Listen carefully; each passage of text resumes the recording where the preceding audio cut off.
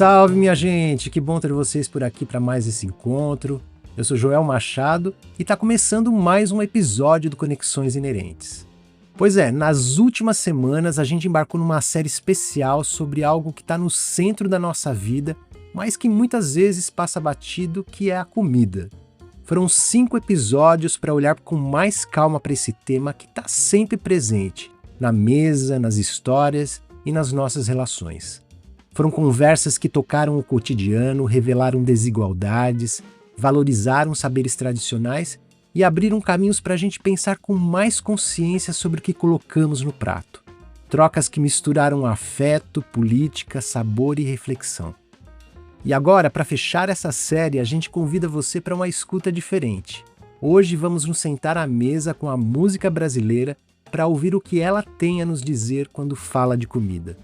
Porque no Brasil, a comida nunca é só comida. É tema de samba, de rap, de canção romântica e de protesto. Ela aparece na música como aparece na vida. Às vezes farta, às vezes faltando, mas sempre carregada de sentido. E para esse banquete final temos 2 convidados muito especiais. Patrícia Palumbo, jornalista, radialista, apresentadora do programa Vozes do Brasil na Rádio Cultura e diretora musical do documentário Luiz Melodia no Coração do Brasil.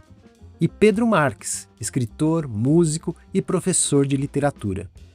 E para deixar esse caldo ainda mais saboroso, a gente tem a companhia da Joana Rodrigues e do Leonardo Gandolfi para conduzirmos juntos esse papo com a Patrícia e o Pedro. Então sejam todas muito bem-vindas, muito bem-vindos. Cheguem mais porque o papo já vai começar, porque hoje comida, música e poesia se encontram para contar histórias da mesa, da rua e do Brasil que a gente vive.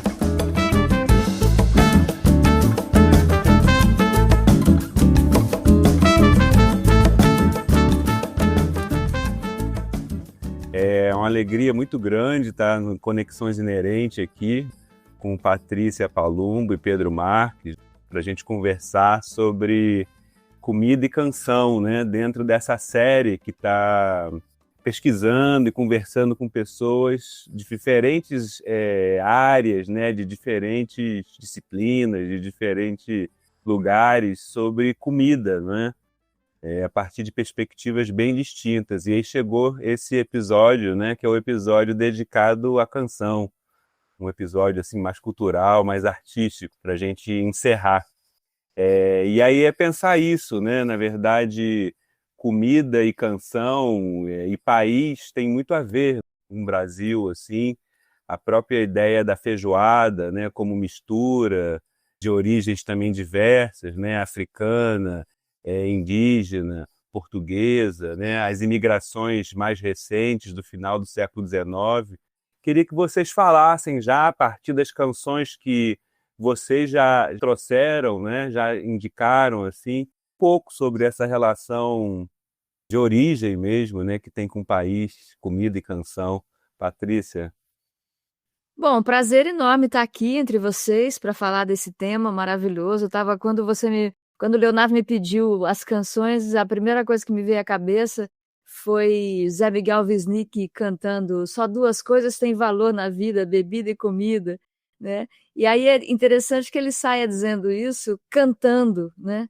E lembrei também de Pedro Caetano, um compositor do interior do estado de São Paulo, que dizia isso também: o que se leva dessa vida é o que se come, o que se bebe e o que se brinca, né? E nisso o brasileiro é campeão.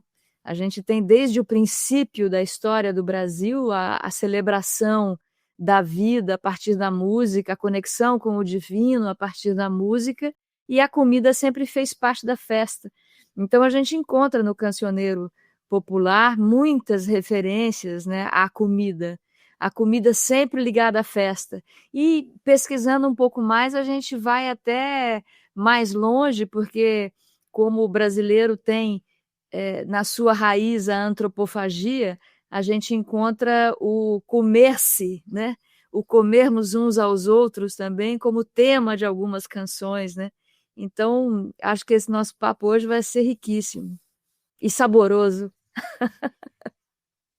Bom, boa noite a todos, Patrícia, Leonardo, Joel, Joana, muito contente de estar aqui hoje para pensar, né, degustar esse tema tão toca muito, né, todo brasileiro, comer bem, ouvir música enquanto se prepara a comida, ouvir música enquanto se come, né, se saboreia a comida. Eu acho sempre interessante isso, né? A gente tem uma tradição muito grande, né, de coletiva, né, de fazer coisas coletivamente. A ideia do mutirão brasileiro, né, de se juntar para se colher coisas, para encher uma laje e também para cozinhar, né, é muito forte, né, na nossa cultura.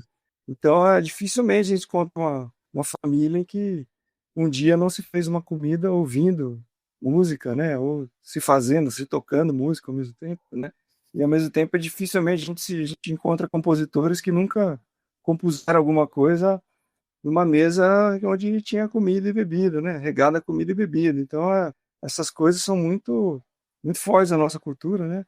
E do meu ponto de vista, faz com que a gente reflita sobre essa questão, né? De que nada é muito específico, né? No Brasil, sempre a música popular brasileira não veio da música pura, né? Ela veio de um encontro, né? Veio da Folia de Reis, veio do Bumbo do Boi, veio da roda de partido alto, ela veio de lugares que se promovia o encontro, né? E nesse encontro tinha comida, né? Então a gente, de alguma maneira, tá aqui hoje recuperando essa tradição das mais profundas, né, da nossa cultura. Então, muito feliz de estar aqui com vocês. Que bom, faltou trazer uma comidinha, né? Pra- A próxima a gente faz ao redor da mesa. É verdade, é. Vocês poderiam falar um pouco sobre essa ideia, então, de antropofagia que a Patrícia trouxe, né? Já com exemplos, já com versos, né?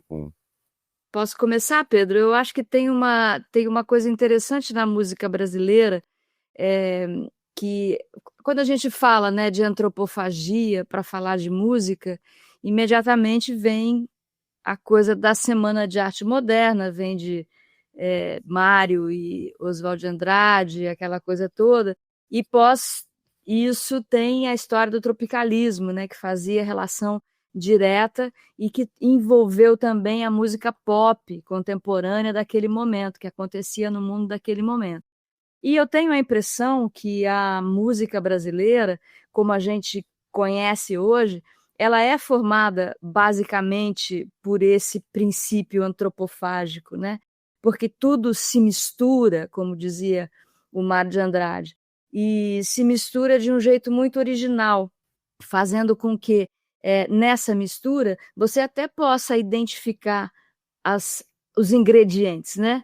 O que tem ali, que tempero que tem ali, mas sempre sai alguma coisa quando é genial, né? Quando a gente fala de Gilberto Gil, de Caetano Veloso, quando a gente fala até de Villa-Lobos e Tom Jobim, quando a gente fala de Luiz Melodia ou de artistas contemporâneos, como a Nelisa Assunção, filha de Itamar, né? A gente vê essa coisa de transformar no novo essa mistura toda como um, um modo de operar, um modo de trabalhar tradicionalmente. Até mesmo se você pegar o choro que nasceu da mistura do batuque das ruas, né, com as polcas dos salões. Então, é a música europeia se misturando com a música do africano escravizado no Brasil, e aí dá o choro, que é, assim, já conversei sobre isso com muitos instrumentistas, o choro é como se fosse a nossa música erudita, diferente da música europeia que chega para fazer o choro, né, que entra nessa mistura, mas o choro só no Brasil. Então tem essa coisa maravilhosa do brasileiro, né, dentro da música brasileira, e não é só da canção, da música toda ela, que é essa possibilidade da mistura trazer uma originalidade, né? Trazer uma coisa nova. Então tem muitas coisas no Brasil que só existem no Brasil. Djavan só existe no Brasil. Djavan é um gênero sozinho, mesmo aqui dentro do Brasil, né? E isso é maravilhoso.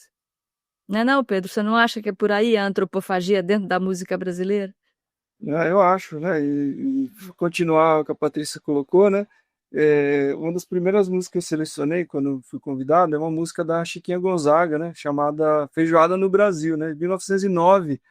1909 é um machixe A música da Chiquinha Gonzaga é letra do Patrocínio Filho, né?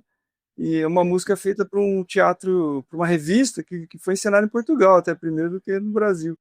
E ali a voz da canção é uma voz feminina, e ela fala que ela é a feijoada, né? Já tem inclusive uma antropofagia no sentido de Alto. que alto, que tem uma espécie de erotismo, né? Que você, o verbo comer, a gente sabe que tem sempre essa conotação erótica, né? De um comer o outro e tal, né? Tem a comer o outro do ponto de vista antropofágico, mas tem o devorar o outro do ponto de vista sexual, né? Então, na medida que a Chiquinha Gonzaga, em 1909, veja, né? Muito tempo, mais de 100 anos, Genial. ela fala feijoada do Brasil. E eu sou a feijoada do Brasil porque eu sou mulata, vou te dar o meu toicinho para você beijar e não sei o quê. É muito impressionante, né? E é o Gente, que machiste, maravilha. né? Que o pai do samba, né? O machiste. Ela até fala assim: a minha carne sargada, todos querem comer. Uau! Exatamente, ela usa isso, né? É. Então você vê, Safada! essas coisas da antropofagia é muito autoconsciente, inclusive, né? Total. Me lembrou o Fernando Pessoa nessa publicação nova da Tinta da China, que tem as cartas de amor, né, que ele escrevia, e que ele fala dos peitos da mulher, ele chama de pombinhas, não é uma coisa assim? Muito engraçado, cara. Como tinha o erotismo, mas era totalmente muito menos explícito do que Chiquinha Gonzaga, né? Muito menos, todo floreado, né? E tem uma, Barroco e tem uma Chiquinha. infantilização, né, no pessoa, assim, do erotismo, do erótico, né? É meio brincadeira, assim, é meio. Interessante esse livro. É. Eu acho interessante também essa questão da antropofagia do verbo comer mesmo, né? De você, que no Brasil a gente tem esse uso, né? De uma pessoa que domina muito bem alguma coisa, a gente fala que ela tá comendo a coisa, né? O cara tá comendo a bola, o cara tá comendo o cavaquinho, o samba tá comendo, né? Então, quando uma pessoa faz alguma coisa muito bem, a gente costuma usar também o verbo comer para isso, né? É O cara verdade. comeu a Como bola, ele intensidade, né? Como intensidade também, né? O samba tá comendo, quer dizer que. tá pegando fogo, né? É. O samba na Cabo Verde, né, pegou, né? Tá comendo samba lá, né? Tá. Que legal, é verdade, tem razão.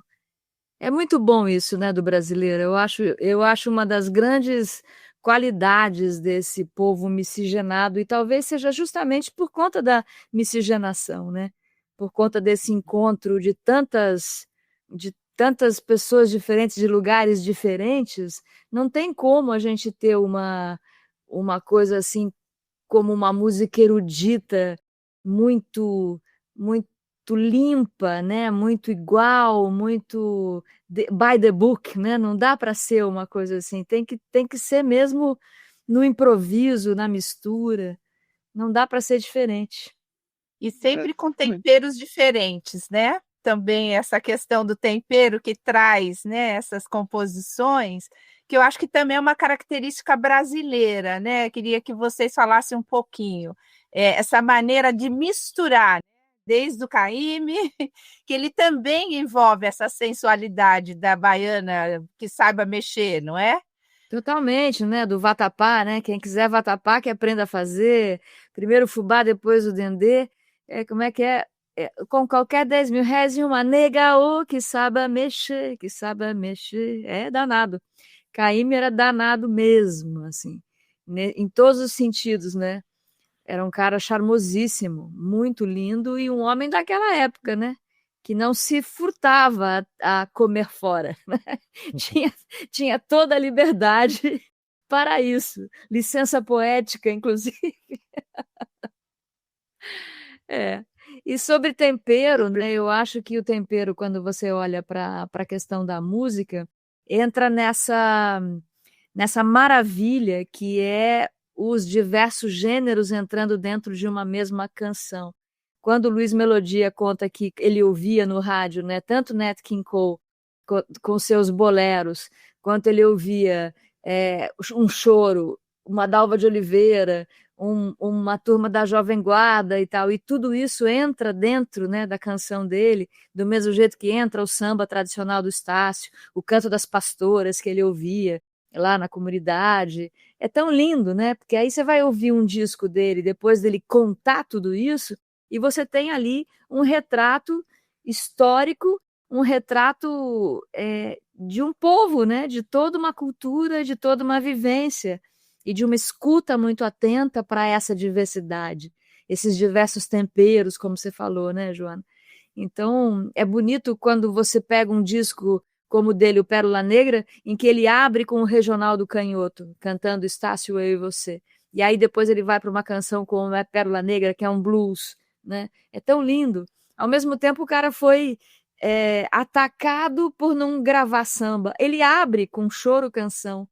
É uma violência, né? Uma loucura, porque querem enquadrar o cara porque ele é preto, porque ele é da comunidade, ele é do morro, e ele estava entregando, desde o primeiro disco dele, um regional, um samba canção, um samba choro. É uma loucura esse país. Como a gente tem o tempero e a mídia, né, até hoje, desde aquele tempo e desde sempre, tenta, sei lá, tenta deixar tudo igual, não gosta da diferença, quer enquadrar. Isso deixa a gente tão menor do que a gente imensamente é, né? É uma burrice tremenda. Eu já abri outro canal, mas desculpa, toda vez que eu penso nisso, eu fico muito pega mesmo, porque especialmente porque eu trabalhei em rádio a vida inteira, né?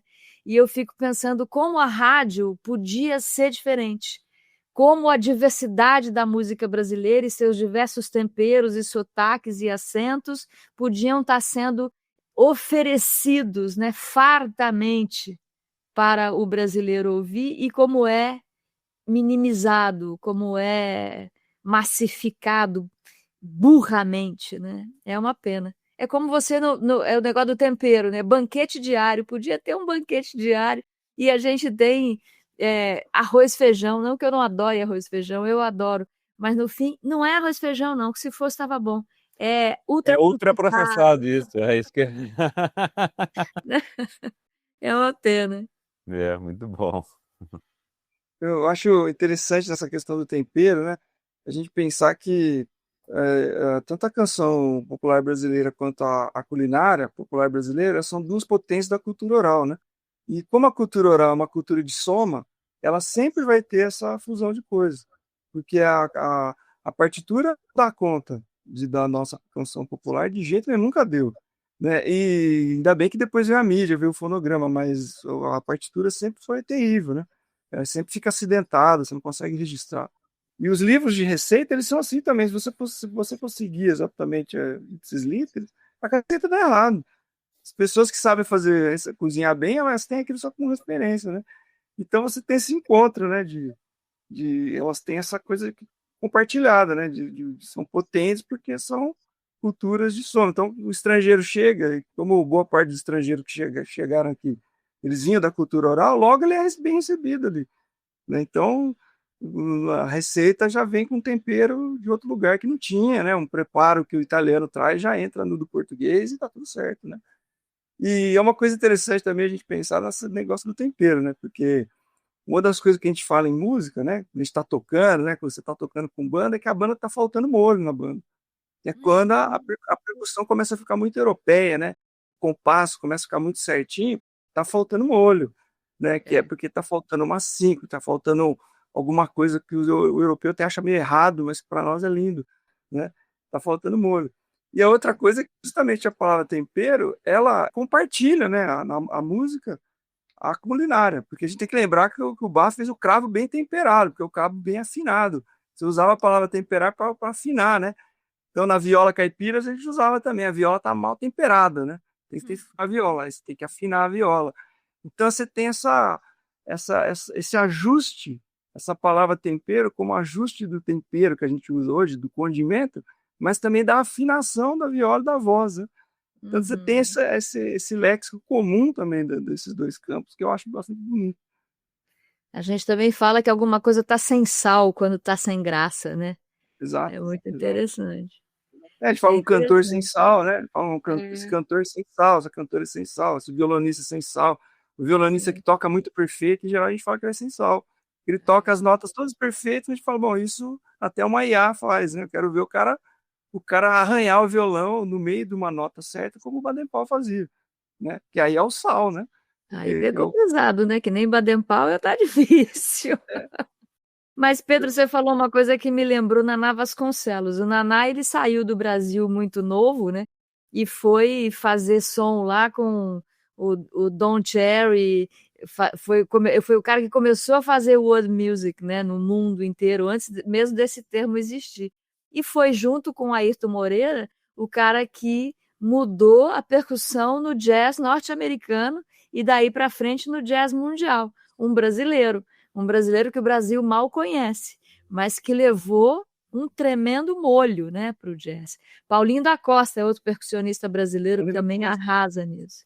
Né? aliás, essa é uma coisa interessante que a Patrícia lembrou, porque depois do famoso show lá de 1964, no Carnegie Hall, os músicos mais disputados foram os percussionistas e os bateristas, os primeiros a serem contratados. Não foram os pianistas, os baixistas, os violonistas, foram os percussionistas e bateristas. E naquele momento, inclusive, não era percussionista, chamava-se ritmista, né? Ritmista. Então é muito interessante, né? Que isso tá ali, né? Quer dizer, o percussionista é o dono do tempero da banda, né? Se não tiver quanto mais você lima a percussão da canção, mais quadradinha ela fica, mais menos brasileira ela fica, né?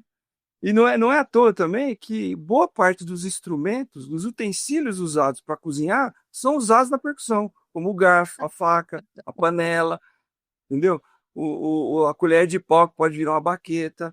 Então há uma compartilhação. O prato, né? O prato da percussão, né? De bronze é um prato, né? Que tem o formato do prato. Então há um compartilhamento muito grande entre.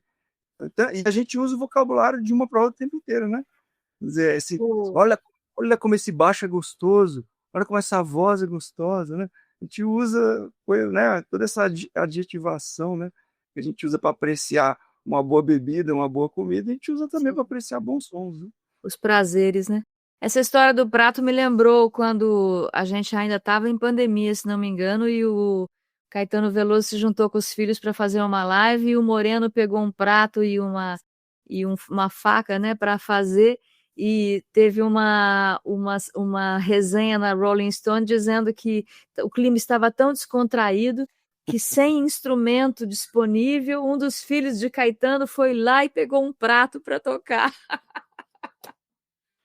Rolou Uma ingenuidade atroz, né? Ingenuidade atroz. Tremenda entre os jornalistas de música, dizendo, gente, quem é que deixou essa pessoa escrever?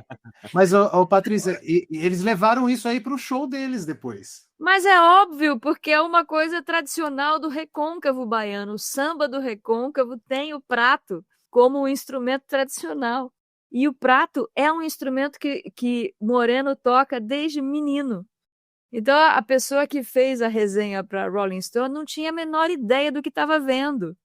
Não tinha a menor ideia. Foi o jornalismo musical entrou em colapso, assim. Gente dizendo, coitada da menina, ela era só uma estagiária. Mas e o editor? É uma revista como a Rolling Stone, gente. Né? Não podia não saber que o prato é um instrumento tradicional. Mas é maravilhoso. Isso tem a ver com o rádio não estar tocando música nenhuma hoje em dia. Sim, sim. É interessante lembrar disso também, que o Paulinho da Costa era o percussionista do Michael Jackson, né? Sim, da Diana Krall, do Michael Jackson, é só de monstro.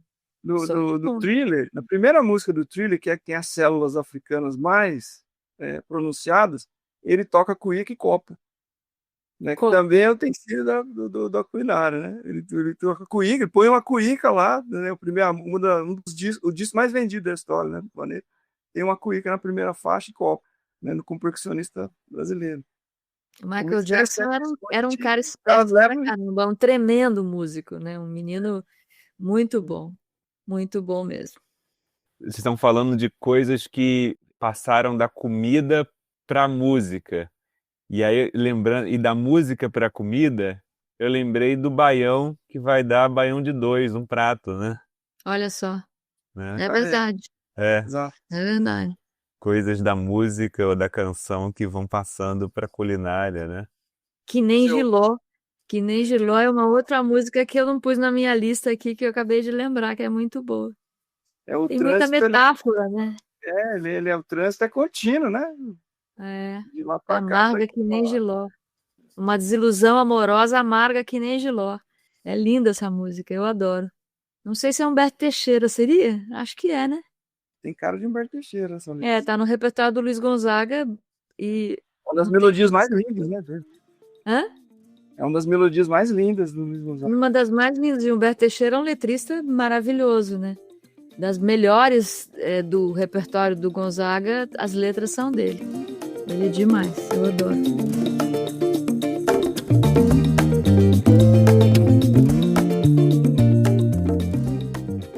Já que a gente tem falado aqui do tempero, passando do copo para o prato, do garfo para a faca, que tem também uma outra incidência nas letras de menos felicidade amorosa, né? Eu queria ouvir um pouquinho de você, Patrícia, de você, Pedro, essa companhia que vocês trazem, como vocês pesquisam, estão em companhia há muito tempo, hora das letras, hora das melodias, que chama a atenção quando alguém pergunta, né? Como nós aqui estamos perguntando. E aí, associação com comida e letra, comida e canção. Para vocês aí no dia a dia, passado, presente e futuro, dá uma palhinha dessas que saltam aí à boca, aos olhos e ao paladar.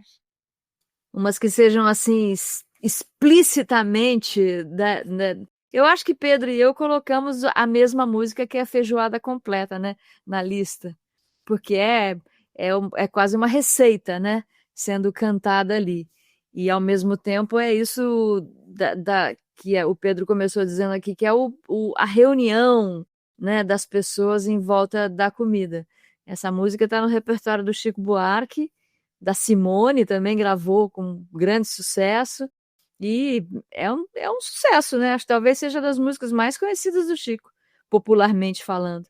Não é não, Pedro? Você não acha? Eu acho que é aquele disco, o famoso disco da Samambaia, né? Uma das mais importantes do disco, né? Porque ela tem esse convite, né? Convite à festa, né? Porque é isso, né? Acho que boa parte dos músicos também começaram a tocar em ambientes assim, familiares, né? Em que a comida está sendo preparada, né? No meu caso, eu aprendi a tocar muito em ambiente assim, enfim, né? Ou você ajuda, essa coisa do mutirão, né? Cozinha-se e toca-se ao mesmo tempo. Você larga o violão para picar uma cebola, né, você larga a água fervendo e vai tocar um tamborim. Às vezes você não larga a água, mas continua batendo na panela. Então, a vida inteira na minha família sempre foi assim, né? Eu não sou muito bom de cozinhar, sempre fiquei mais na retaguarda de tocar, né? Então, no máximo eu ajudava ali, mas não sou muito bom para cozinhar. Então, as músicas que retratam isso, elas têm uma força tremenda, né? Aquela essas da feijoada, né? Há muito tempo, esse papo furado, não sei o que você vê os grupos de pagode falam muito disso também, né? Na feijoada, né? Prover o famoso feijão da Vicentina, né? O Paulinho fala. Então, isso é muito comum, né? Tem as histórias das tias no Rio de Janeiro, né? Que nas casas das tias é que rolavam os sambas, onde estava senhor, onde estava essa galera toda que começou a história, né? E isso também estava com Clementina de Jesus. Eu vi um documentário sobre ela outro dia maravilhoso. Ela sempre falando de comida, e a família dela até hoje vive de fazer comida. É muito legal isso. E ela canta, e aí quando você falou da oralidade, né, Pedro, as músicas da Clementina, elas são todas de tradição oral. Ela traz a tradição oral ainda do tempo dos escravizados aqui no Brasil, né? É muito bonito esse documentário justamente porque traz essa história, e que era bem na hora que eles podiam celebrar alguma coisa, né? Ou pelo menos tentar esquecer a dor da vivência que tinham ali, que a música aparecia. E eram os cantos que vinham lá da África, né? Eram os cantos de onde eles vieram mesmo. E a Clementina foi um depositário de tudo isso. Ela trouxe para a gente, né? E o Hermínio Belo de Carvalho nos fez o favor de colocar essa mulher nos holofotes para a gente poder ter acesso a esse conhecimento oral que depois foi gravado em disco. É muito especial a história da Clementina.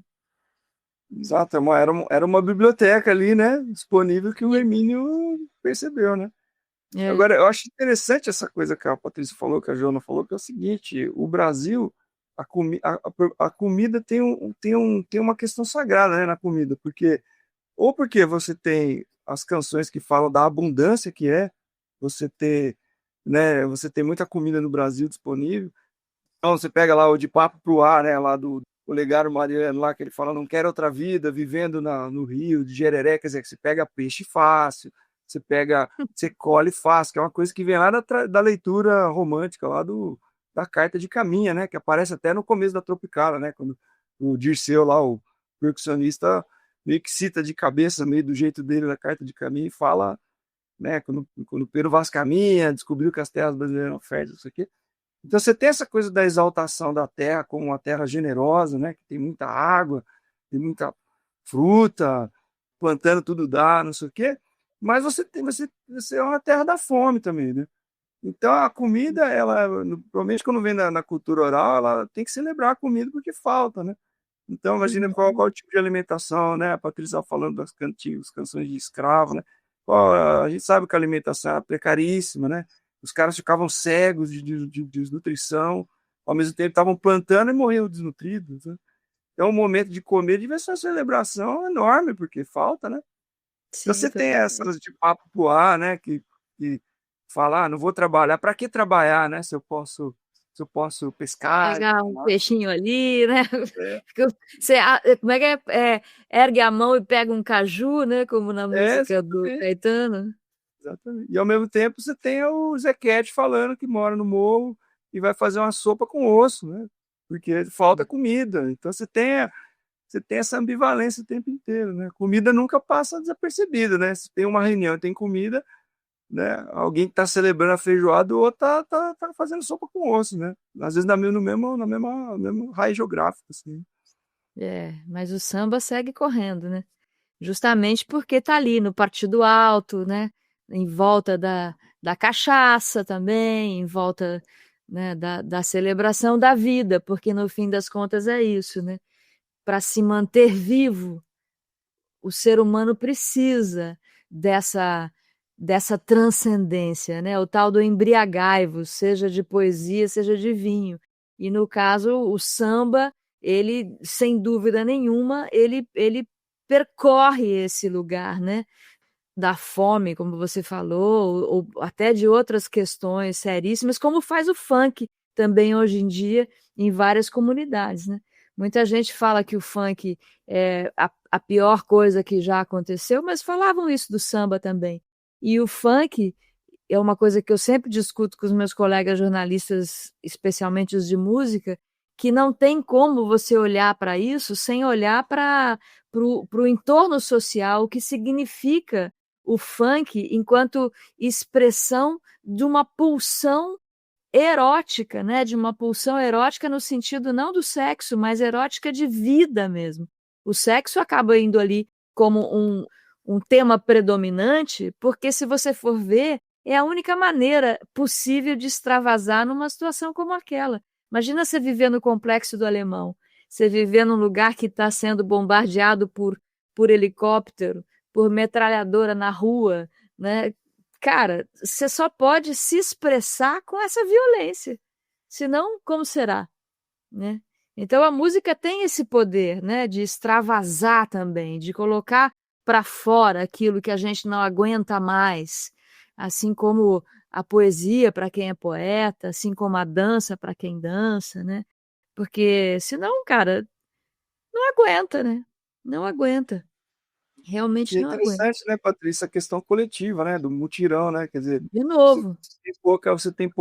eu tenho pouca comida em casa, você tem um pouquinho, mas a hora que a gente junta, a gente faz uma feijoada, a gente faz uma macarronada, a gente faz uma polentada, a gente faz o que dá para fazer, né? Então, você tem um pouquinho, mas o pouquinho do outro, o pouquinho do outro, o pouquinho do outro, dá para fazer uma caldeirada de alguma coisa, e Total. enquanto se faz, se toca, né, se consagra, né, ali a esse alimento, né?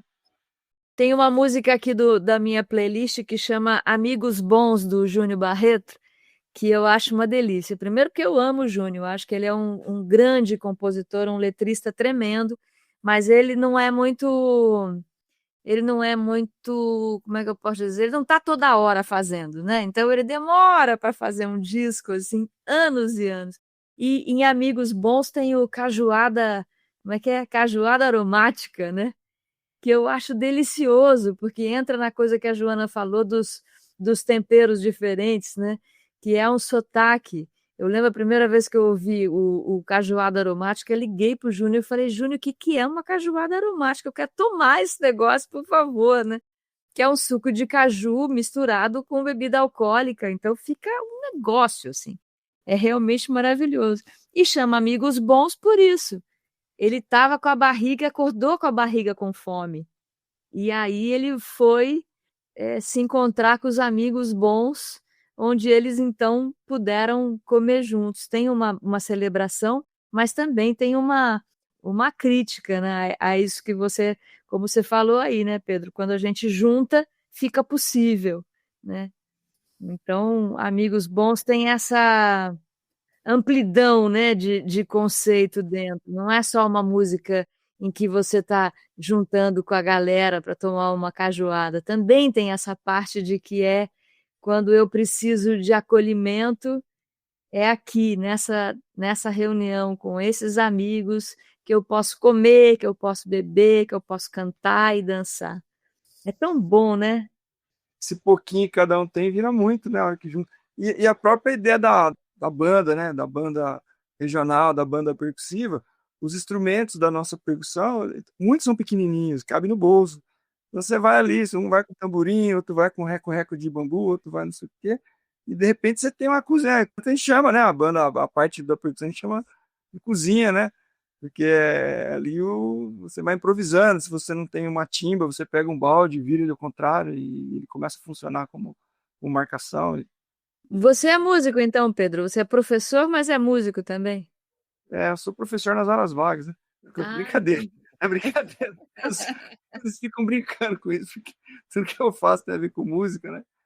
Ele vai com violão para a sala de aula, Olha, vai que com reco-reco, ele vai com caixinha, com pandeiro, ele vai com muita coisa para a sala de aula. maneiro. Sempre gostei, assim, antes de ir para as letras e tal, e ser escritor, essa coisa, eu já era compositor, sempre fui compositor, né? Então, fazendo letra de música para os outros e tal, e fui aprendendo, né? A música nunca me largou, né? Tô sempre um pé lá, outro cá, né? Beleza. Eu adoraria tocar qualquer coisa. Eu já fiz aulinha de violão, aulinha de flauta transversal, aulinha de piano, mas não toco nada, só toco no rádio. Já é muito, né? Poxa. É muita coisa, espalha música, né? Espalha canção. Aliás, pensando nessa história do Pedro, que o Pedro estudou o Bandeira, né? O Manuel Bandeira, e ele me trouxe uma informação que eu achei fantástica, Patrícia, Joel e Joana, e que tem a ver com comida, embora não mencione a comida diretamente, que o Bandeira é o tradutor do Parabéns para Você. O Happy Birthday to You, que é a música mais cantada, deve ser no Brasil, porque todo dia tem alguém fazendo parabéns, né? Olha, No aniversário, e a letra é do Bandeira em português. E é a melhor versão, né, Pedro? Porque as outras são repetitivas, né? Em francês, em inglês. O Bandeira tinha essa questão dele ser letrista, né, desse projeto nacionalista do Villa-Lobos. Então, quando o Villa-Lobos tinha esse projeto do canto orfeônico, então o que a gente vai ensinar para as crianças e tudo mais? E ele tinha uma série chamada Canções de Cordialidade, que eram justamente canções que tinham várias fontes, né? Umas era atribuída à cultura popular brasileira, tinha vindo da Europa e tal. Só que era tudo meio misturado, né? As letras eram línguas diferentes. E aí o Villa-Lobos foi arranjar isso para vozes, né? Precisava de um texto em português, mais ou menos normativo, para levar isso para a escola. E Bandeira ajudou a normalizar esses textos. E o mais famoso é o do Parabéns para Você. Né? Onde todo mundo come, né?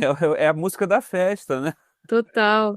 É o que a gente espera para poder comer o bolo. É a música que permite que a gente coma o bolo. É a porta de entrada para o bolo, né? Exato. Que autoriza, né? A música que autoriza que as crianças podem botar a mão na mesa e pegar o brigadeiro, né? Exatamente. Não só as crianças, né? Agora liberou, né? Agora liberou e tal, né? É interessante, né? Porque ele fala assim, ele usa nas memórias, ele fala assim, aí finalmente nos livramos do cacete Happy Birthday to You, né? Ele chamava que era um verso cacete, né? Que eles, quando é chato, eles falavam que era cacete. Mas é mesmo, né? É. Happy Birthday. Eu acho o inglês ele é muito bom para música, na verdade, dizem, né? Que para canção ele é maravilhoso. E é verdade, quando você ouve uma Carole King, uma coisa assim, você pensa, pô, realmente, um Leonard Cohen, né? Um Bob Dylan, um negócio assim. Mas eu acho que a língua portuguesa é muito mais rica e interessante do que a língua inglesa. A gente tem palavras e várias palavras para uma mesma coisa. Eu acho que é tão mais cheia, né? É tão mais saborosa do que a língua inglesa. Enfim. Passando por esses fios que vocês estão conectando, que está tecendo aqui e aquecendo os nossos ouvidos sempre, eu vou voltar um pouquinho. Vou voltar para esse lado funk. Esse lado funk, ele trata de comida em algum momento, Patrícia? Ajuda a gente a lembrar. Olha, não sei. Muito provavelmente deve ter, mas tinha que fazer uma busca. Eu confesso que o que eu ouço de funk é uma coisa muito mínima perto da produção que existe, né? Então, o que eu uso para o meu programa de rádio, por exemplo, é um funk muito aculturado, sabe? É um funk já misturado com um samba, com um jazz, com uma outra coisa. O funk pesadão mesmo, eu não ouço muito, mas certamente tem, porque a gente está falando aqui, sexo e comida tem tudo a ver, né? E como eles falam, o funk tem muito sexo como tema, muito provavelmente. Vocês viram a versão que o Tom Zé fez pro Atoladinha? Devem ter visto. Tom Zé, ele não tem nenhum limite, né? Em termos nem de tema, nem geográfico, nem de nada, nem de filosofia. O que cair ali, ele é realmente um tropicalista para sempre, né? Nesse sentido antropofágico da coisa. E tinha esse funk Atoladinha e ficou viral, assim, virou um negócio, ele foi, não sei se era no Jô ainda, o Jô Soares ainda estava vivo, e ele cantou a Atoladinha no programa do Jô Soares, e fazendo justamente essa ponte entre o comer, né, e estar atolada de alguma coisa e a conotação sexual do verbo ali empenhado na canção. Ele é muito genial, né, cara? Então, a única lembrança que eu tenho, Joana, a única coisa que eu posso trazer de contribuição é o Atoladinho. Eu lembro disso porque tem essa questão do funk não respeitar exatamente a afinação ocidental, né? E ele foi em cima disso daí, porque quando você pega a divisão lá entre um dó e um dó sustenido, você tem 4 ou 5 comas, né? E o funk e a música do Nordeste, muitas vezes, ela vai nessas comas, que é a que está na música da árabe, na música indiana, etc. E o atoladinho, ele vai descendo, assim, não passa, ele não vai, ele faz uma decrescente e não vai pulando nas notas inteiras, assim, da escala ocidental. Ele passa por essas intermediárias. E ele falou, olha, isso aqui parece que é muito tosco, mas não é, né? Maravilhoso. É genial, né? A apreciação dele, assim. Agora, essa questão que a Joana falou, eu teria uma hipótese, viu, Joana? Não sei se é verdadeira, mas como a gente tá batendo papo, as hipóteses, né? O papo serve para isso, para ter essa hipótese. Eu acho que tanto o funk quanto o famoso sertanejo universitário, eles falam mais de bebida do que de comida, né? Provavelmente porque a comida, a fome no Brasil caiu muito, né, dos anos 50 para cá, né? Então houve uma dessacralização do processo de preparar, de comer. Pessoas plantavam na hortinha do fundo, as casas tinham pomar, as pessoas trocavam as suas produções e tudo mais. E a comida virou uma coisa de você comprar no supermercado, né? Às vezes até pronta, tal. Então eu acho que a comida sumiu um pouquinho desses gêneros, né? A não ser com essa conotação sexual, né? Mas a bebida segue firme e forte, tanto no funk quanto na música, no sertanejo universitário, inclusive com as compositoras, né? Que aí elas se empoderam com a questão de que elas bebem, elas enchem a cara, elas tomam cachaça, e aí tirando sarro dos homens que são fracos de copo e tudo mais, né? Tem toda uma coisa que passa pela bebida, que eu acho fantástico também, né? Porque a bebida é um braço também da, né? Prazeres à mesa, né?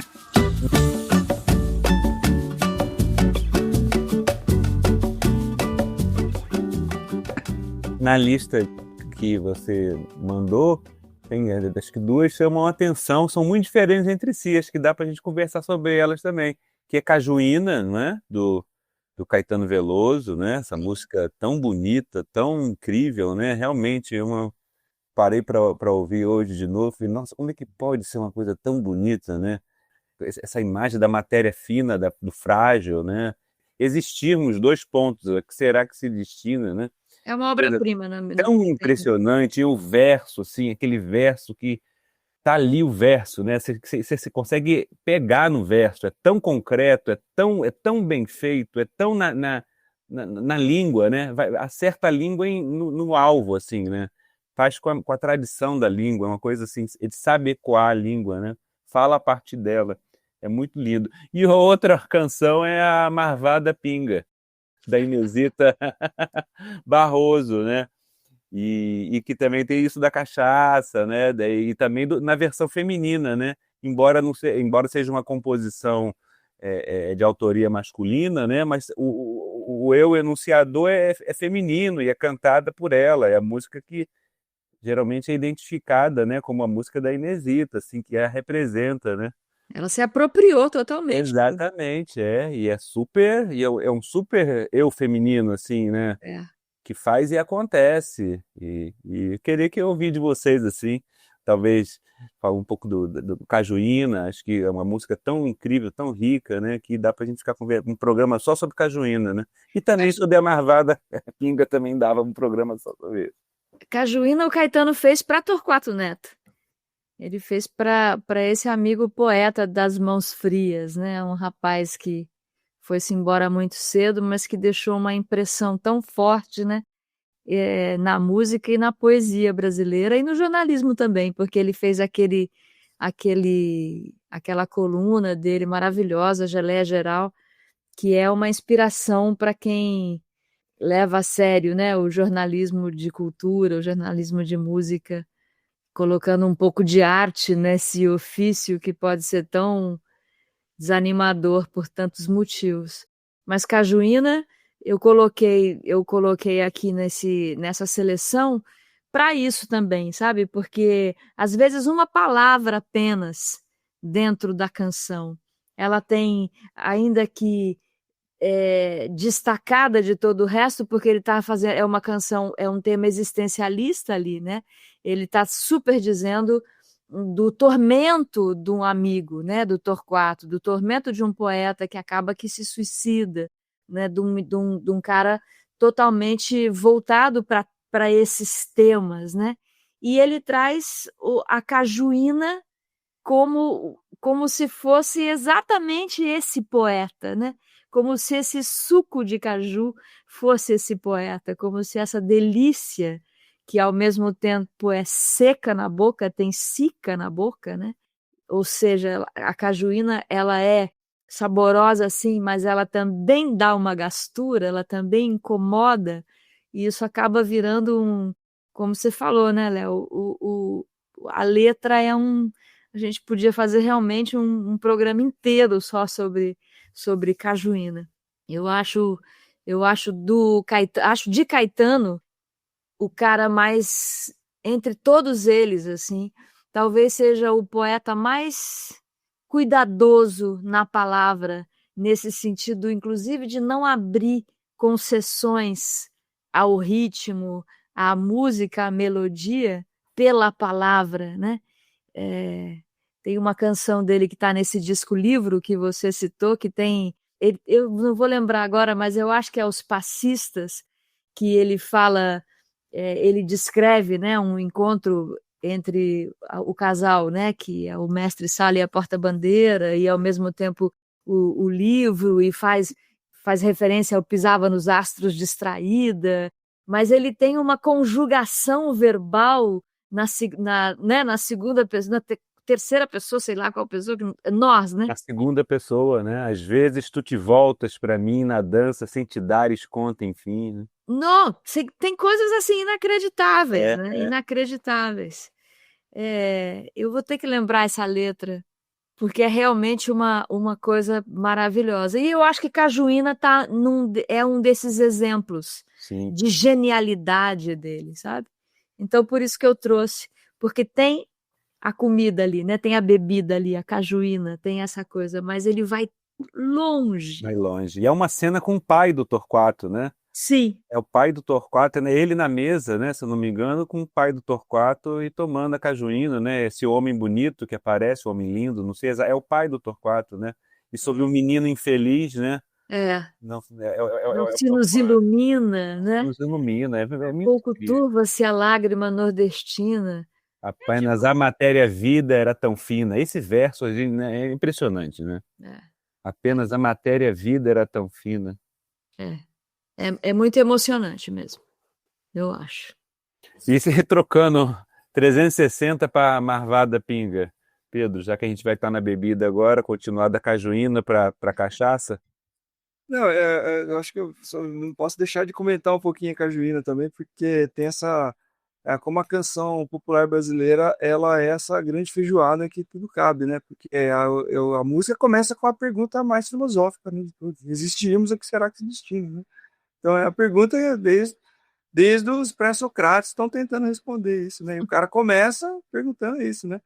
A análise que o Zé Miguel Wisnik faz essa canção, ele fala que essa pergunta do Caetano, ela corresponde à pergunta que o Miguelinho faz para a mãe dele, né? Porque o Miguelinho é um menino que pergunta muito, né? Enxuriça, né? A mãe e o pai.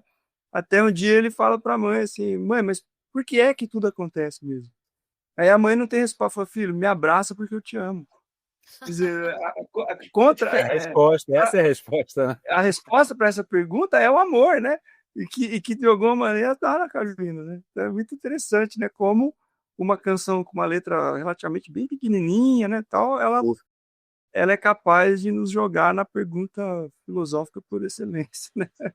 Agora, a Marvada Pinga, eu coloquei porque eu acho que ela tem uma questão muito interessante de como que a oralidade é generosa, porque o Laureano, ele fez ela com o eu lírico masculino.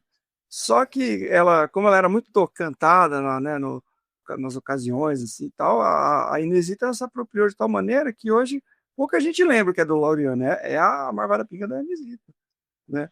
De tanto que ela foi muito corajosa, né? Porque ela foi, se eu não me falha a memória, ela foi a primeira mulher a gravar com viola caipira. A viola caipira foi sim. gravada por homem. Foi a primeira. Né? Então ela foi muito corajosa. Ela pegou a canção, botou no livro feminino e gravou na viola e, um beijo me liga, vou fazer isso, entendeu? E aí é muito interessante, porque essa música, o pano de fundo dela, eram as procissões que se faziam para Pirapora do Bom Jesus, que era onde era o centro do catolicismo de São Paulo, era lá, não era Aparecida do Norte. Então as pessoas faziam verdadeiras romarias, né, de dias inteiros para ir para lá, e tinha alguns galpões onde se tocava o jongo, né, o samba caipira, etc. Né? Então, de dia se cantava para a alma e de noite se cantava para o corpo. Então a Marvada Pinga, de alguma maneira, ela traz esse momento da festa religiosa em que você pode beber, enfim, que essa questão que a gente tem, né? Enfim, o carnaval também é uma festa religiosa, e, no entanto, a gente sabe que é a festa do corpo também, né? Eu acho muito interessante nessa coisa dela falar, tem um momento que ela fala que prosa de marido eu não vou dar, nunca dei valor. Acho que vale. Eu tenho até a letra aqui, o Pedro, porque acho que vale a pena essa estrofe inteira, porque ela é a estatuto de compositora, porque ela dá uma reviravolta na letra e coloca o feminino num lugar que era difícil o contexto público permitir, né, que o feminino ficasse nesse lugar. Olha só, o marido me disse, ele me falou, largue de beber, peço por favor. Aí vem ela, prosa de homem, nunca dei valor, bebo com suor quente para esfriar o calor e bebo de noite para fazer suado. Ulala. Suador. Como é que, né? Como é que pode isso? E- Prosa de homem, nunca dei valor. Exato. Ou seja, né, a autoridade é... Maravilhosa, né? Dá para Parece colocar que do lado lá da Chiquinha, né? Essas versões do exato. feminino. Só que essa coisa dela, ela pegar a letra do homem e transformar numa questão feminina, né? Tipo assim, vou fazer o que eu quiser disso aqui, né? E parece que a história que conta é que ela foi para o Rio de Janeiro para gravar a Ronda, né? Chegou lá, tinha que gravar uma segunda do outro lado do 78 rotação. Aí mandou essa. Mandou essa, e no final é. Cara, a Inesita foi uma mulher sensacional, né? Sensacional, maravilhosa. Eu fiz o Roda Viva com ela, foi tão bom. Uau. Foi tão Nossa. legal estar naquela roda, assim, ouvir essa mulher contar as histórias. Que coisa incrível, viu? É um patrimônio, né? Um patrimônio total. Ela pegar um jipe e sair fazendo a expedição do Mário de Andrade, né? Ela fazer por tantos anos o Viola Minha Viola. Mulherão.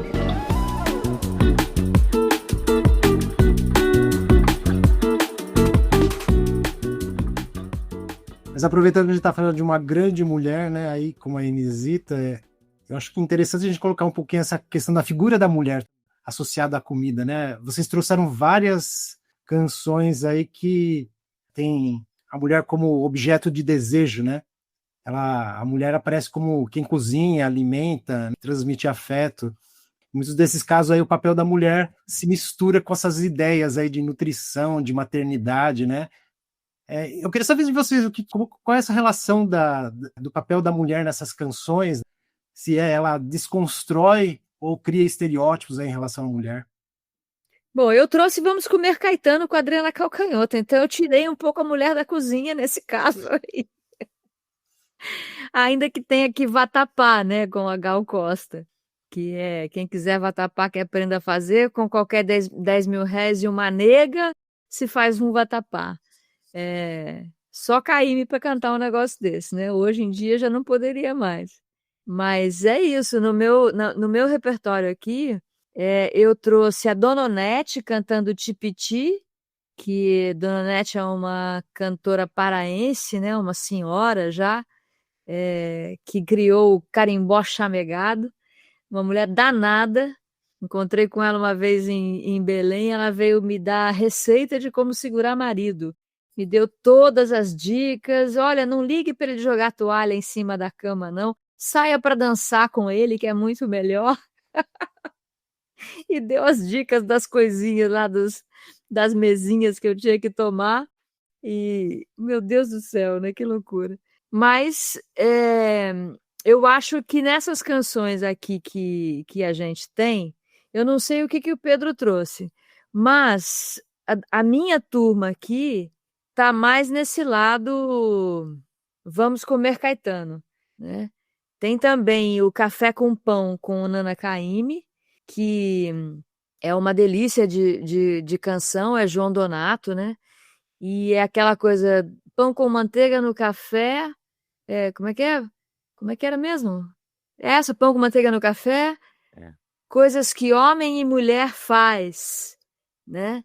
E aí talvez a gente possa trazer um pouco para esse lugar da mulher, porque isso não é coisa só que homem e mulher faz, é coisa que mulher com mulher faz, homem com homem faz, a família toda faz, né? Mas tem um lugar na canção brasileira aí nos anos já mais passados em que a tradição era mantidinha, né? Era tudo muito no lugar. E mesmo quando não era, dava-se uma disfarçadinha para ficar, né? Era muito difícil aparecer uma Lineker, né, falando abertamente sobre sua sexualidade, uma Cato, né, cantando e se transformando na frente do público, né? Lugar de mulher é onde ela quiser hoje em dia, mas ainda assim a gente tem na música tradicional brasileira muita coisa que coloca a mulher num lugar de retaguarda, né? Num lugar de cuidado, num lugar que pode ser do homem também, afinal de contas. Quem se rebelou muito contra isso recentemente foi a Alice Caymmi, a sobrinha da Nana, né, que se colocou de uma maneira muito aguerrida nesse lugar, né? Tirando um pouco essa tradição de dentro da música, né?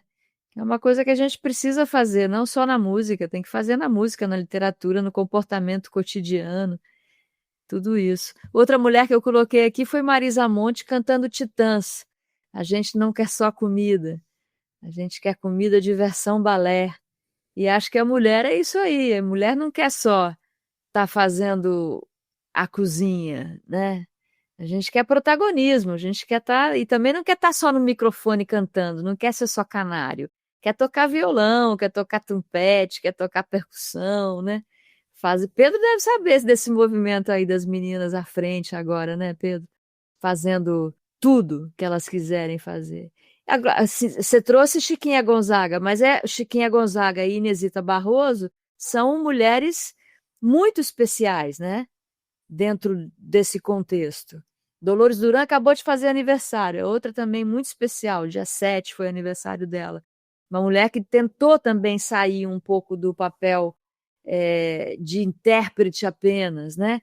Uma compositora que levou o amor da mulher, o eu feminino ali, contando das suas coisas. Tem uma outra história muito boa, eu sei que eu já estou abrindo muitos parênteses, mas assim, dentro da canção brasileira tem muita história boa sobre isso, esse tema da mulher, do papel da mulher.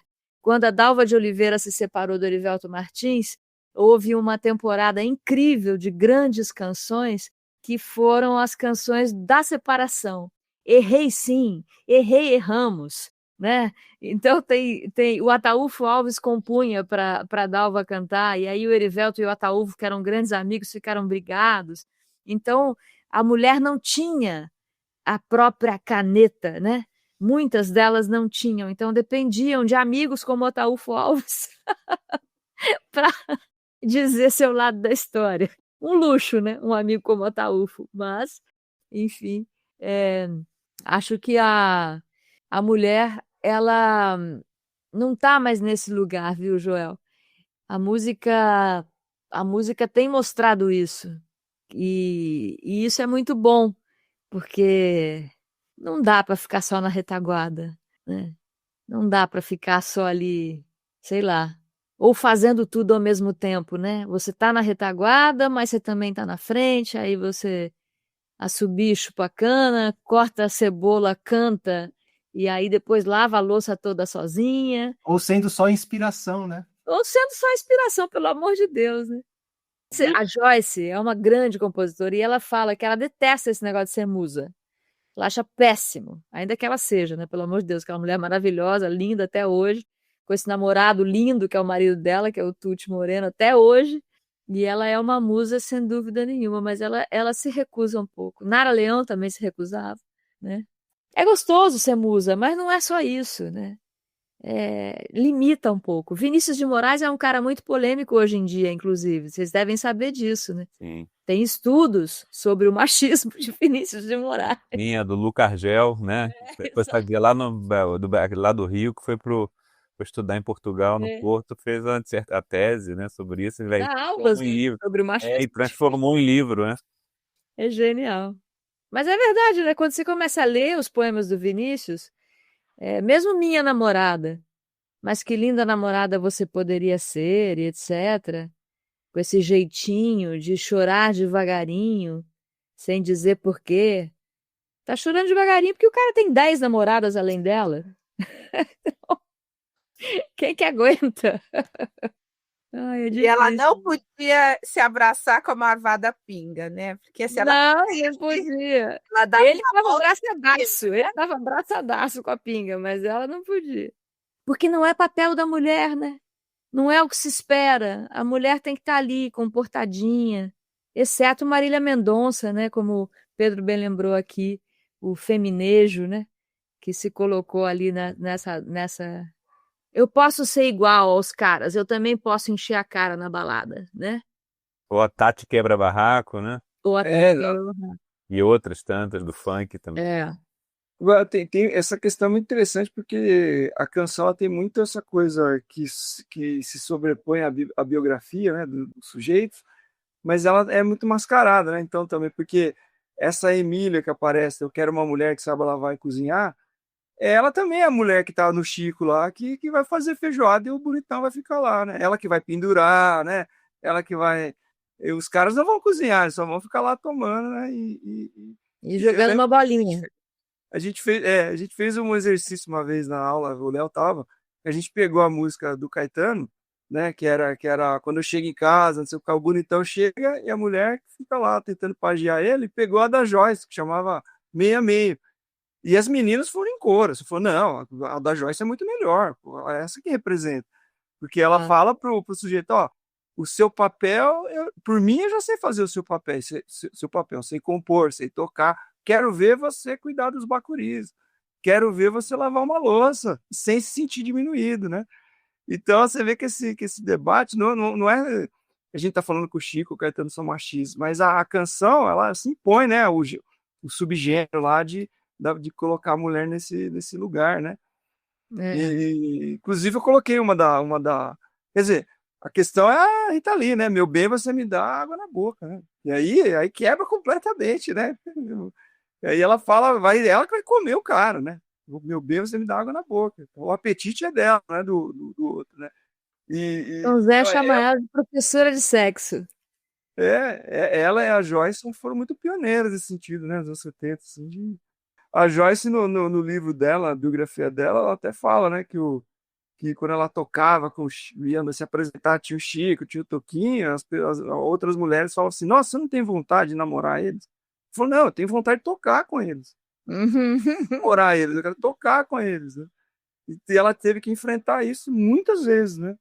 E ela chegou a ter um disco censurado porque ela fala, porque tem aquela música dela que fala que ser mãe é um prazer, né?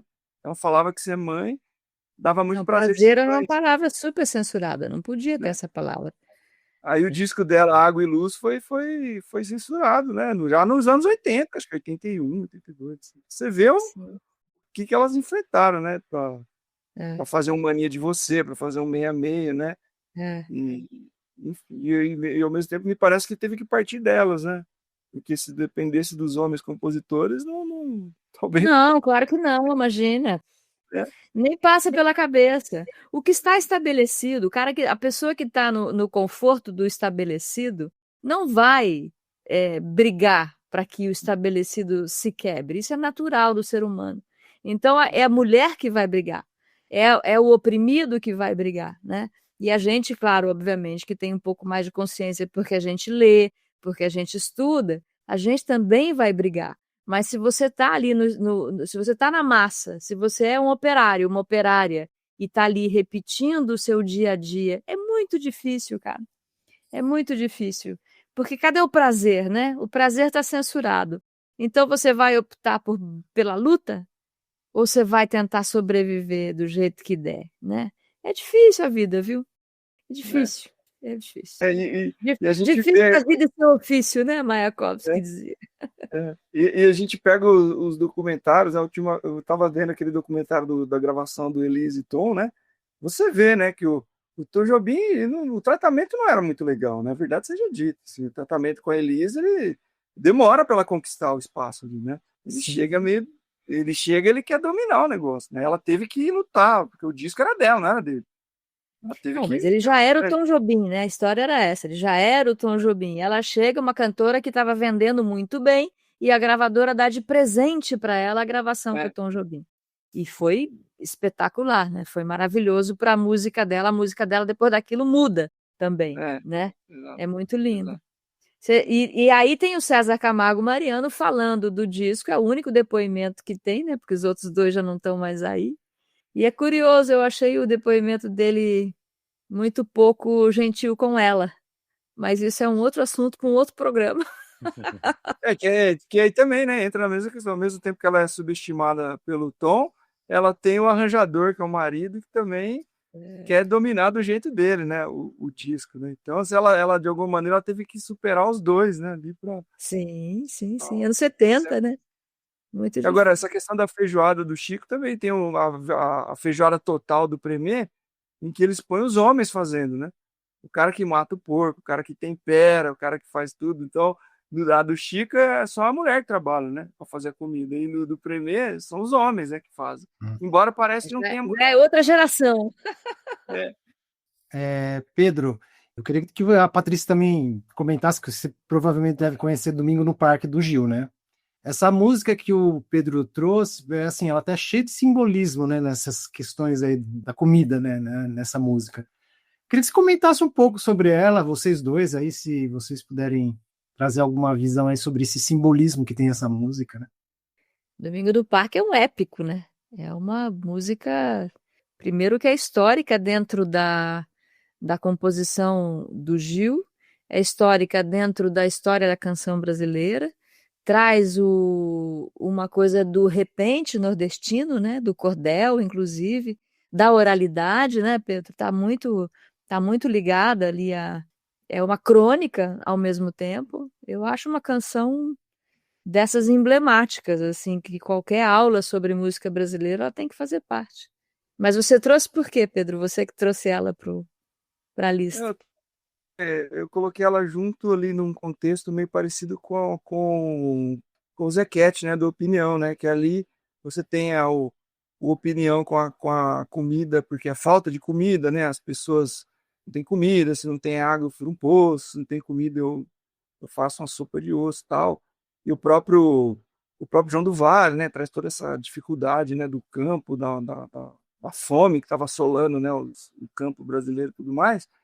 E o Gil traz também a comida como esse lugar de entretenimento, que ali é o sorvete, né? Então, um tá com a sopa de osso e o outro esse sorvete ali na mão, ele é muito simbólico, né? De que você vai no parque, os trabalhadores urbanos estão no momento de entretenimento, né? Você vai no parque, você vai se divertir, aí tem capoeira, aí tem música, provavelmente, você vai comer uma pipoca, você vai tomar um sorvete, etc.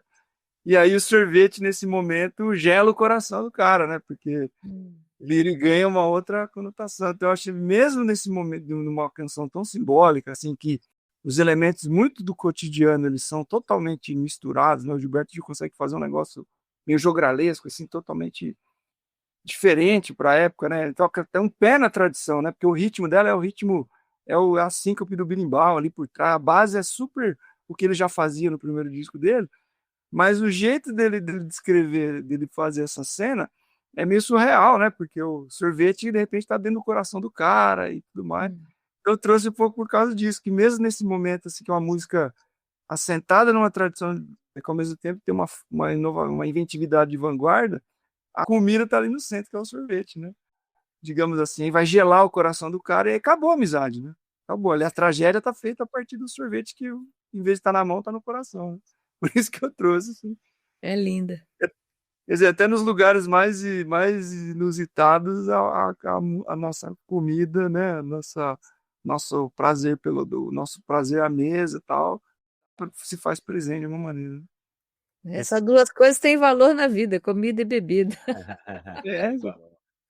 Esse disco do Gil é 68, tá ali perto da Tropicália, né? Aí eu me lembrei que a Tropicália tem meio um subtítulo, né? Que é pão e circo. Panes, então tá lá o pão na... Que é a comida do Titãs que a Patrícia... É a comida do Titãs, que é uma leitura pela Marisa Monte. Costurando aqui a capa do Luiz Melodia, que é uma banheira cheia de feijão. Feijão, é o Pérola Negra. É o Pérola Negra. Tem o banquete dos secos e molhados, né? A capa, As cabeças, né? As cabeças num prato de... na mesa, né? E a própria abertura, né, do disco Manifesto Tropicália, que é a música que é a letra do Capinã, é o Miserere Nobis, né, que no fundo é a fome, né? Já não somos como na chegada, ele fala do sangue do peixe e o sangue, que é a fome literal e a fome de arte, a fome por renovar e tudo mais, né? Então, você vê que tem essa força ali também, né? Você vai cavando assim, você vai achando. E a própria Baby, né? Que tem a famosa Coca-Cola e tudo mais. Tem essa também cheio, né?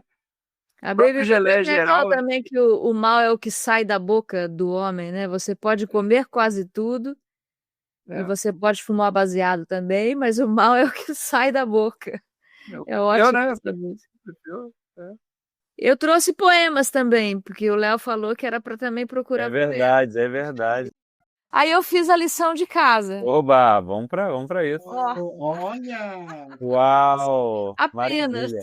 Olha, eu vou ler o mais antigo que eu tenho aqui, que eu achei sobre comida, que é a coisa mais linda do mundo, que é esse Matsu Basho, esse livro lindo da O Eremita Viajante, né? O Eremita Viajante, Joaquim Palma, né? O tradutor. Joaquim Palma. É, É a um versão livro- portuguesa, né? é a versão portuguesa. É muito incrível esse livro Nossa, é aí, né? lindo. E eu adorei Todo um deles que eu achei aqui. O meu amigo trouxe arroz e a lua. Isso é incrível. Bolos de arroz nas duas mãos, flores de pessegueiro e ameixeira. Esse primeiro atum é quase certo que estava vivo quando partiu de Kamakura. De tão fresco que estava ali. Aí, outro bem antigo também, poesia grega e latina, um poema do Arquíloco, de Paros, século 7 a.C.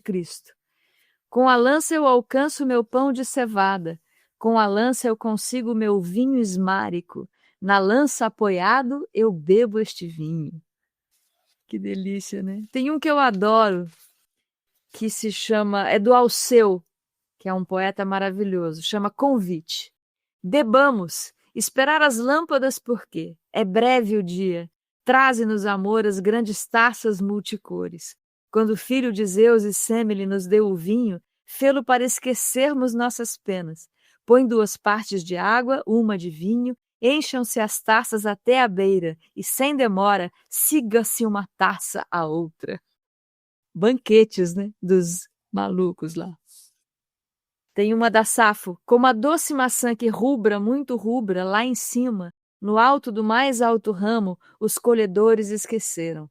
Não esqueceram, não puderam atingir. Coisa linda, né? Não é, meu? Safo é um Nossa. negócio, né? Não, esse conjunto todo aí que você trouxe, né?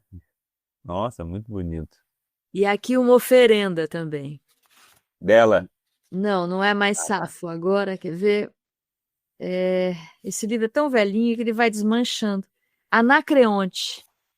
Helicônia, a de Tirso, vem com Xantipa e Glauce, trazendo da colina, como oferta a Dioniso, Hera e cabrito, e ainda pesado cacho de uvas.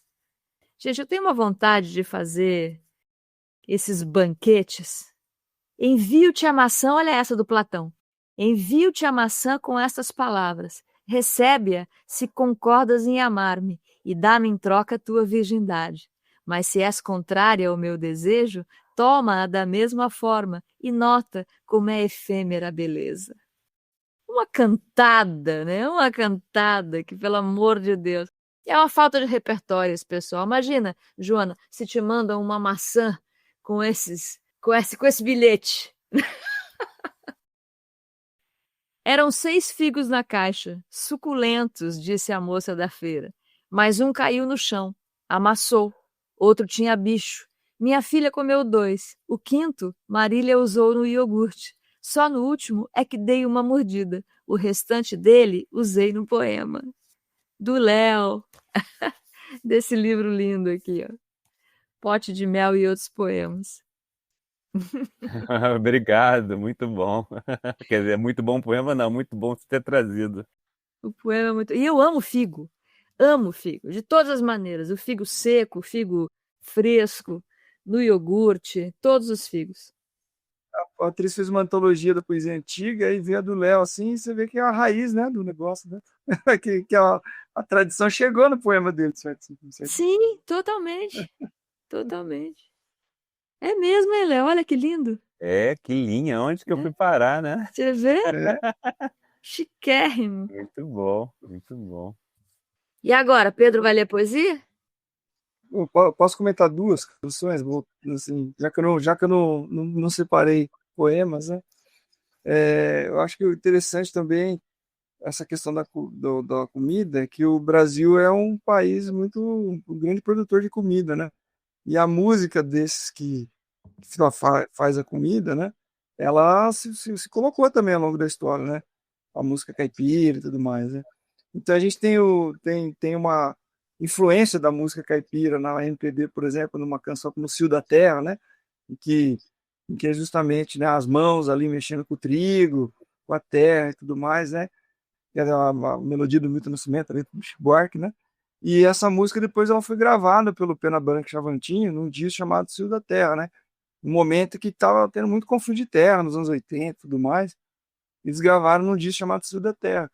E nesse disco tem uma canção aí que chama Grande Sertão, que é eles como caipiras, né? Como ex-lavradores, assim, que viraram uma dupla caipira, né? Não uma dupla sertaneja, uma dupla caipira. Eles falam disso, né? Seria dos banquetes se a gente não plantasse, né? Então, eu não vou cantar, vou meio só entoar aqui, que chama O Grande Sertão. Ele fala: Ei, o sertão é meu lugar, dos campos e matagais, aonde cantam os passarinhos nas colinas angerais. No chão de terra batida, ao longe se vê o pó, com o barulho dos cascos dos trilhos em caracol.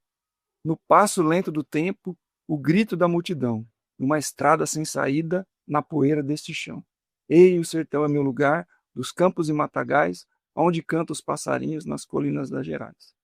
Ramo verde é a esperança, semente e flor em botão, seiva da vida que jorra, em paz o verde pendão. Quem me dera mesa farta do vinho, do mel e pão, o que seria da vida sem o fruto do meu chão?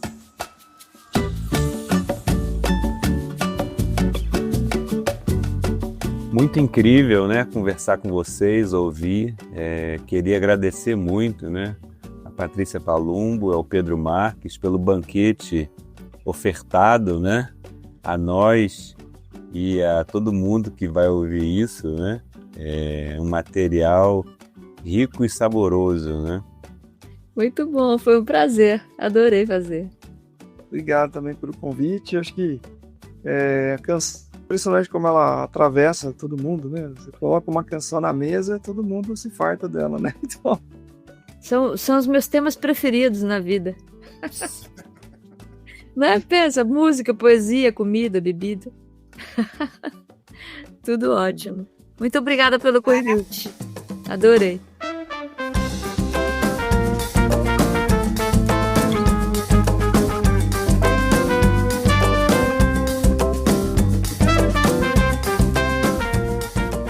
E assim, com esse encontro saboroso com a Patrícia Palumbo e o Pedro Marques, a gente fecha nossa série sobre comida. Foi uma jornada deliciosa em todos os sentidos. E em nome deles, eu e toda a equipe do Conexões Inerentes deixamos aqui um agradecimento super especial a todos os convidados incríveis que estiveram com a gente ao longo desses episódios. E claro, nosso muito obrigado a você que nos acompanhou nessa jornada. Agora a gente vai dar uma paradinha para preparar uma nova série para vocês, mas na primeira semana de agosto a gente está de volta com tudo. E o tema, esse vocês vão ficar sabendo logo mais. Então segue o Conexões Inerentes no Instagram, que por lá a gente conta tudo em primeira mão. E já aproveita para ativar o sininho aí no seu tocador de podcast para ser avisado assim quando o novo episódio chegar. Enquanto isso, dá uma olhada lá nas nossas séries anteriores. Tem episódios sobre o tempo e a temporalidade, sobre o mundo da música, muita coisa boa para explorar. Então é isso, pessoal. Obrigado demais pela escuta, pelo carinho e pela companhia. A gente se vê em agosto para seguir aí conectando conhecimento em toda a sua diversidade. Grande abraço, valeu!